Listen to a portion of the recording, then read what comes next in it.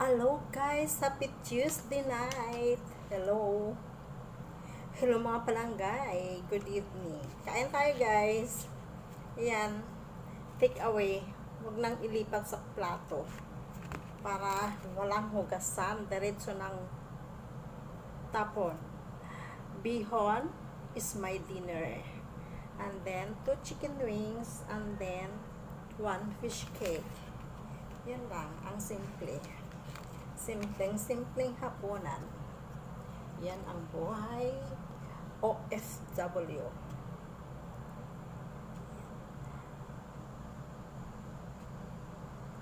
Pansit bihon.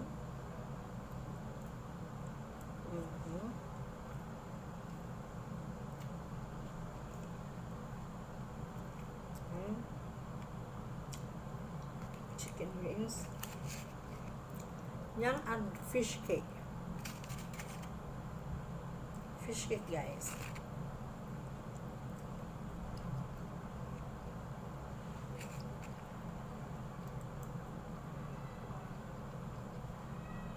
Diba? Yung sarap.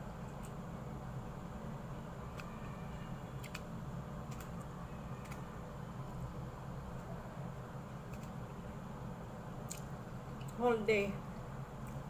Walang kanin sa akin. Tanghalian ko chicken din.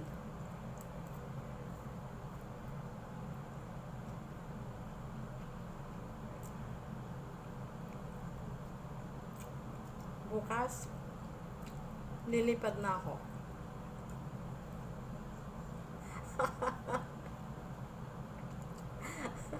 Kasi dalawang pakpak eh.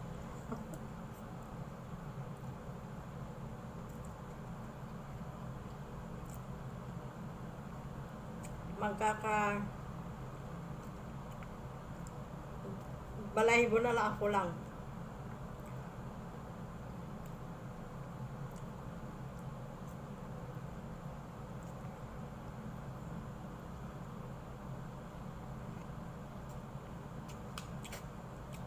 Hindi ako nakapag-vlog nung linggo. Nagluto ako ng tinola. Kasi may bisita dito, may tao. Kaya hindi ako nakapag-vlog.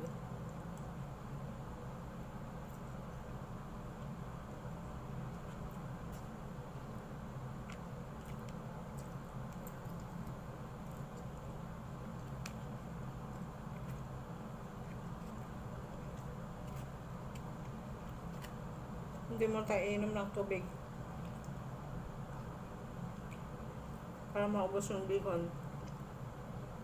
Kasi pag nakainom ng tubig, wala nang gana kumain.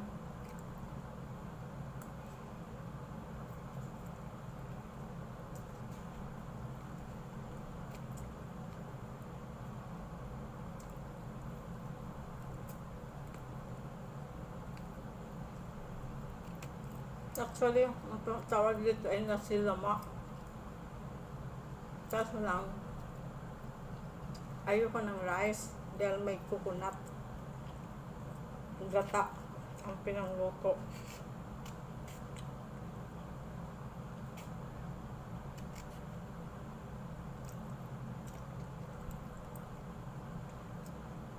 Walang supply yan guys.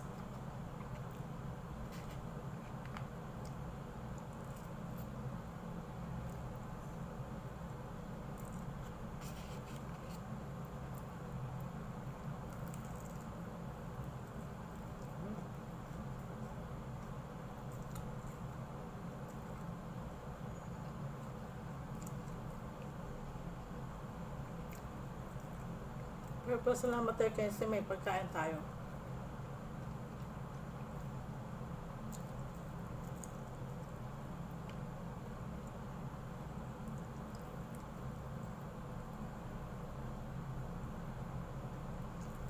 Ang tanong,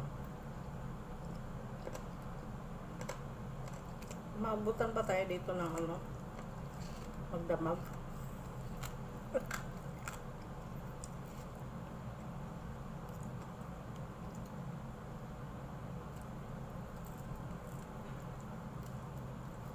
May rice ako dyan sa frigidaire. Tinamad ako mag-steam. At saka may tuyo ako dyan.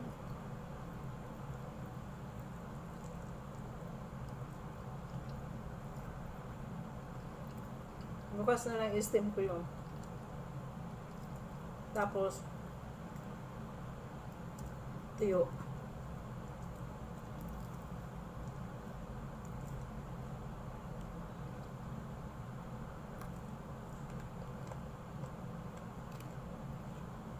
Ayoko na, hindi ko na maubos. Yung bihon ko. Nakakalahati lang.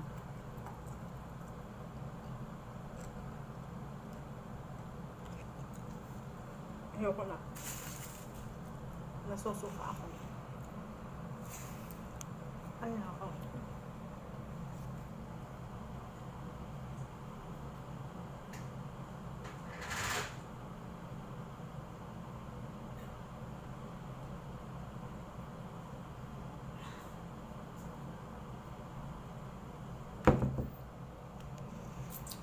Tayo na ice.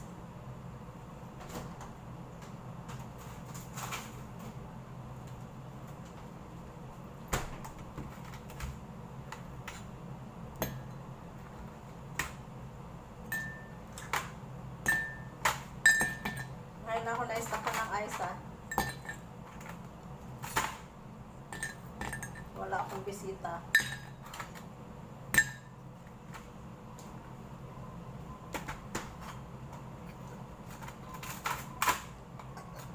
Kain akong. Kanina pa akong makain. Ngayon lang tumawa.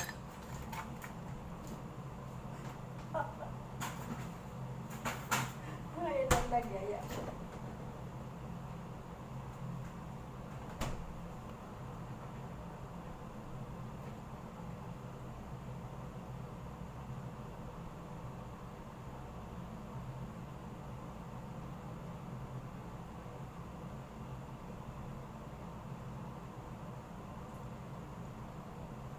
November. And his birthday is November 29.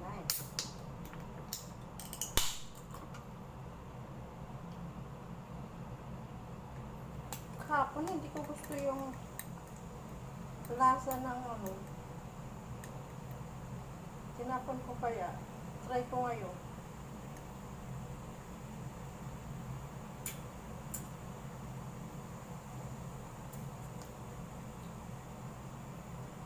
Zero. Ito yung zero. No calories daw.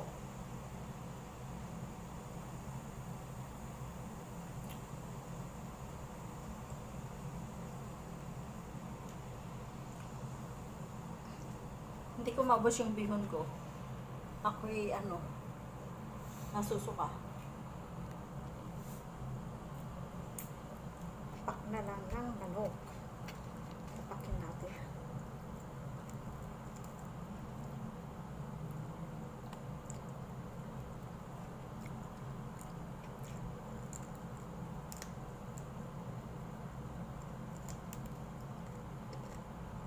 Kasi, bibili sana ako ng pritong isda kanina, yung ayam pinyit. Yung Indonesian, ano yun, style. Kaso lang, wala na. Naubusan ako. Ang aga kasi nila mag-ano, nagsasara. 7 o'clock, sarado na sila.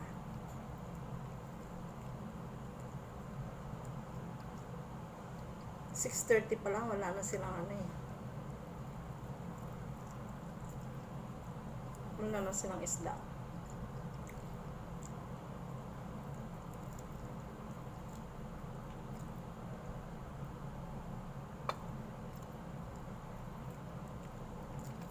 Gusto kasi pag kumakain ako nito, na ano, nakalimutan ko bumili ng cucumber.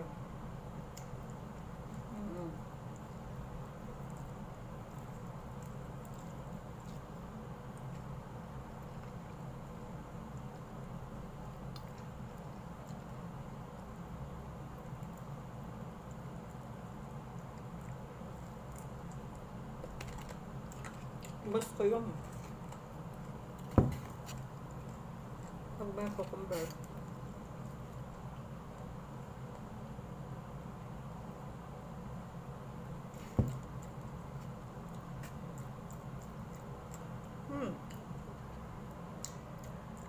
Baka sa straw yung ano ko kagabi. Ang pangit ng lasa.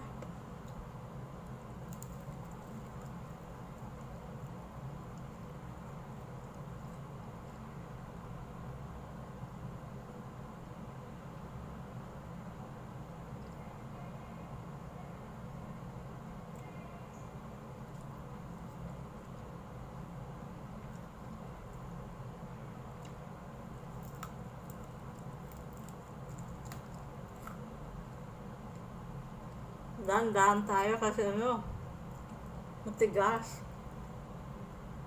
Hindi naman matigas. Crispy siya na hindi mo maintindihan. Kasi mamaya matanggal ipin natin. Ingat-ingatan natin yung ipin natin. Kasi may edad na tayo. Kasi sa mga edad na to, hindi na matibay yung ipin natin. Kaya, dahan-dahan. Sa mga matitigas, baka mamaya maputol. Or, mabawasan tayo ng bakod.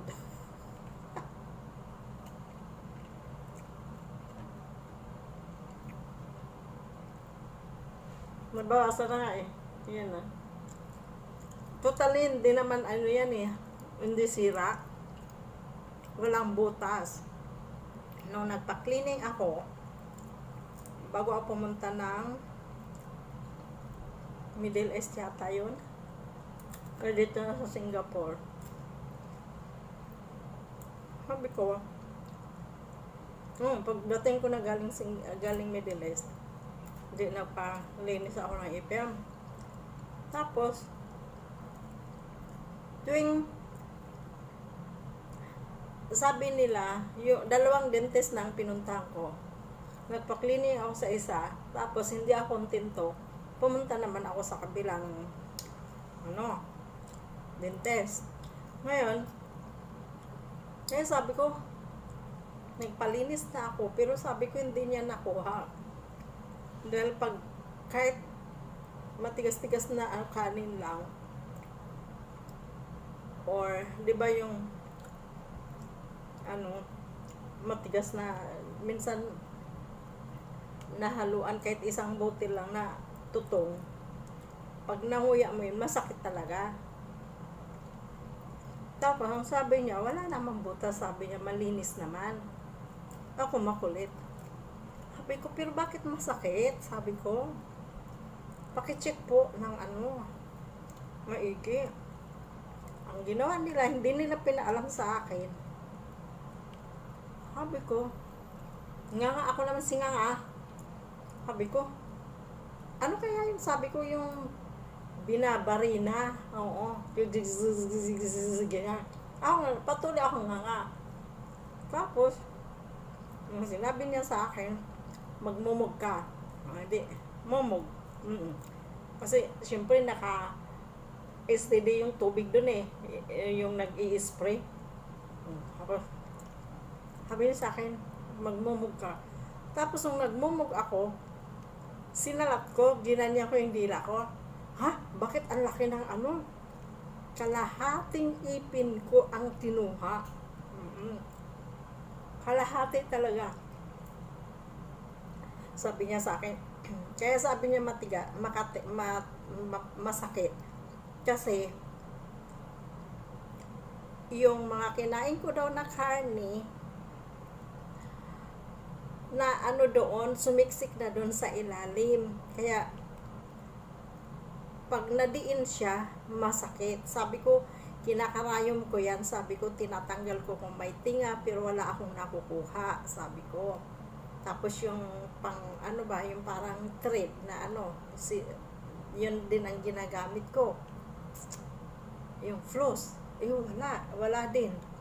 Kaya yun ang sabi niya, doon daw talaga sa ilalim. Oo, kasi alam mo naman sa Middle East, laging laham or chicken, ganyan. Kaya yun. Ay ko, hindi ko ako pinaalam nyo sa akin na tatanggalin nyo yung kalahating ipin ko.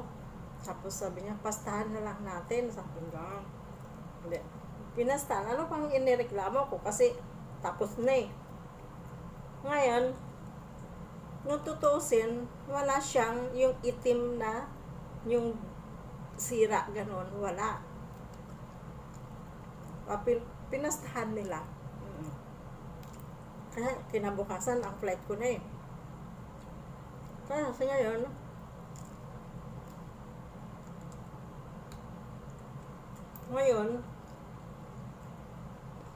hindi. Pagdating ko dito, toothbrush ako mo. Mga ilang days ako dito, toothbrush.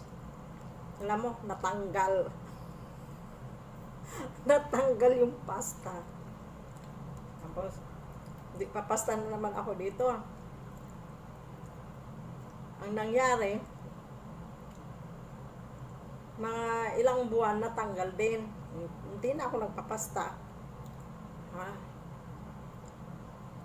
Umuwi ako sa Legazpi, nagpapasta naman ako doon.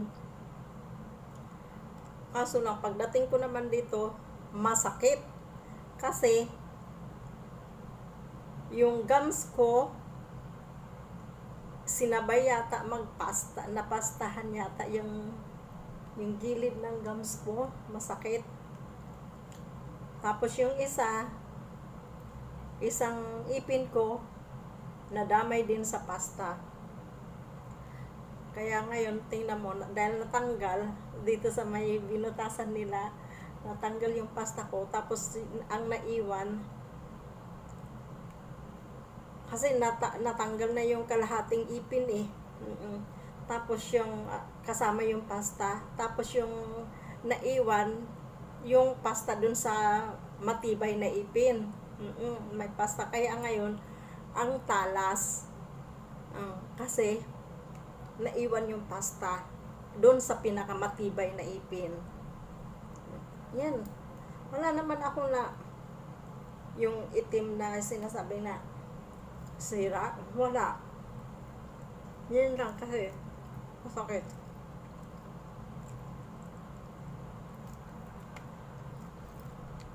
Alam mo, yung nanay ko tsaka tatay ko, nawala na lang sila sa mundo. Buo pa ang mga ipin nila. Tatay ko tsaka nanay ko, buo pang ipin nila. Namatay tatay ko, 85 years old. Tapos nanay ko ganun din. Buo pa ang mga ipin. Yeah. Ako, magsisenior na rin ako sa December. Yan. Ang pinoproblema ko, kahit anong kuskus ko ng ipin ko ay yellowish. Doon ko yata ito nakuha sa Middle East din kasi yung tea. Tea ang iniinom namin doon. Tapos, sinabi ko sa dentista na yellowish ang ipin ko. Sabi niya, nilig ka yata sa cola. Yung ganito nga. Sabi ko, tapos sabi ko yung yung iniinom namin doon tea. Ayun.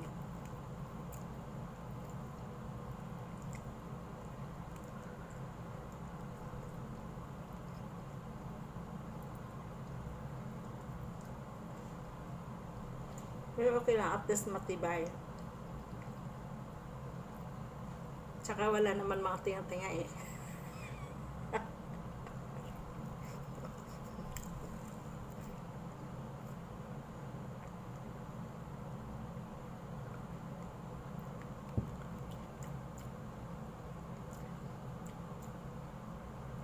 Kung nga, sa straw nga siguro yun, na may plastic.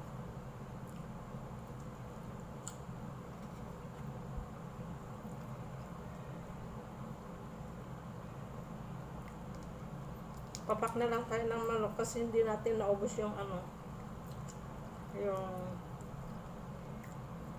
tawag nun, bihon.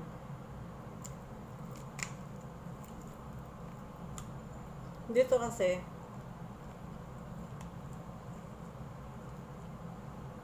fried bihon dito, hindi kaya sa atin na kumpleto Ricardo.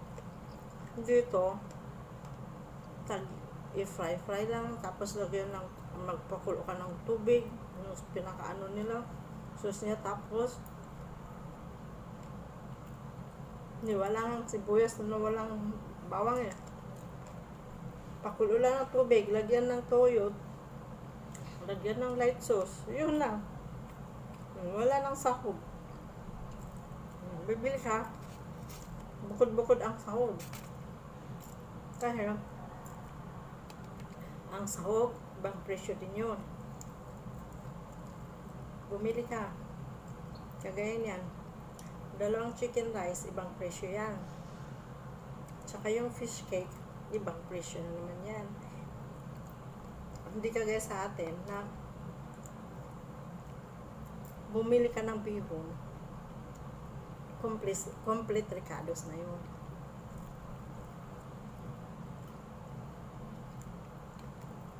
Magluto ka sa atin, magtinda ka ng ganyan, walang bibili.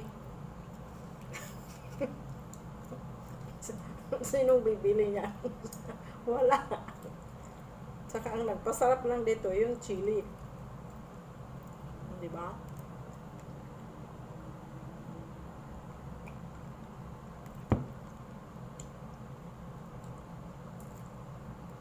Pero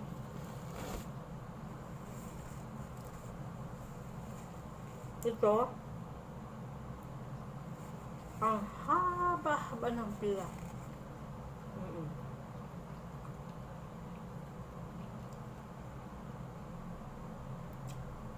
Oras ng almusal, oras ng tanghalian, saka sa gabi, ang haba-haba ng pila.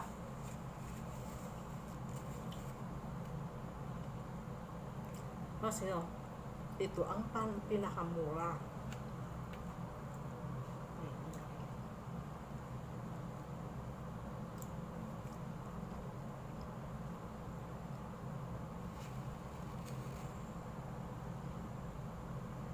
Hindi na maubos. Meron pang dalawang hiwa. Bilog yan, ganyan yan Tapos, hinatay haba.